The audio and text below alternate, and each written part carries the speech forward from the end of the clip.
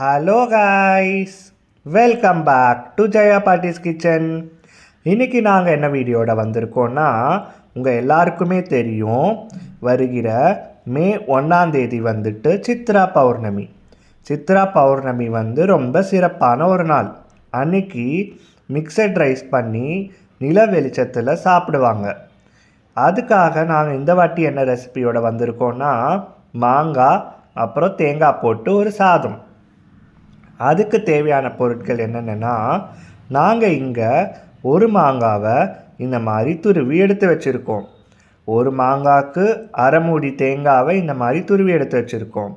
அது போக காரத்துக்கு 2 பச்சை மிளகா, அது இல்லாமல் நம்ம காரத்தூள் போடுவோம். அது உங்கள் காரத்துக்கு ஏற்ற மாதிரி நீங்கள் போட்டுக்கலாம்.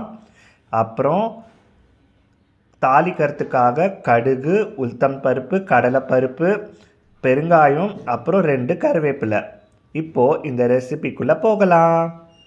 இப்போது இங்கே பார்த்தீங்கன்னா நாங்கள் கடைசியாக நம்ம துருவின மாங்காய் தேங்காவை ஒரு கடாயில் நல்லா எண்ணெய் போட்டுட்டு கடுகு, உளுத்தம் பருப்பு, கடலைப்பருப்பு, கருவேப்பிலை, பச்சை மிளகா, ஒரு காஞ்ச மிளகா போட்டுட்டு துருவின மாங்காய், தேங்காய், அப்புறமா உப்பு, மஞ்சப்பொடி, தேவையான அளவு காரத்தூள் போட்டு நல்லா வதக்கிட்டு கொஞ்சம் பெருங்காயமும் போட்டு நல்லா வதக்கிட்டு இந்த மாதிரி கடைசியில் வந்திருக்கு.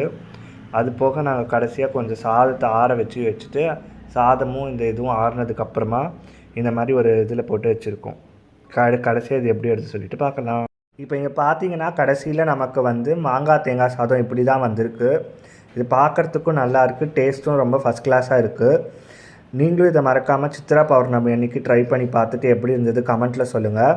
உங்களுக்கு புளியோதரை வீடியோ வேணும்னா, புளியோதரை ரெசிபி வேணும்னா டிஸ்கிரிப்ஷனில் லிங்க் கொடுக்குறேன், அதையும் செக் பண்ணி பாருங்கள்.